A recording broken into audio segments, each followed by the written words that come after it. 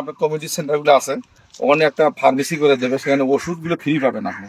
আমার বড় কোনো অসুখ হলে ঢাকা, রংপুর বা বাইরে চিকিৎসা করতে গেলে এই কার্ডটা যা থাকবে, সেই কার্ডের মাধ্যমে আপনি চিকিৎসার সুবিধা পাবেন। হচ্ছে ধরেন 10,000 টাকা খরচ হলো, সরকার 30% হয়তো ওখানে দেবে, আর বাকিটা 70% সরকার ভর্তুকি দেবে।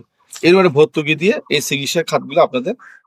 তারেক রহমান বুঝেছে প্রত্যেকটা বাড়ি একটা করে ফ্যামিলি কার্ড দেবে। ফ্যামিলি কার্ড মানে একটা করে কার্ড তৈরি করে দেবে, সেই কার্ডে 7 থেকে 8,000 করে টাকা যতদিন বাঁচবে ততদিন প্রত্যেক মাসে মাসে পেয়ে যাবো ভাতা ভাতা।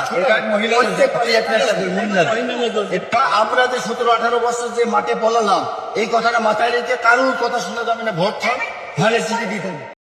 তো মনে করেন আপনার বাড়ির পাশে একটি মুদি দোকান আছে, ওই দোকানের সাথে সরকার কন্ট্যাক্ট করবে।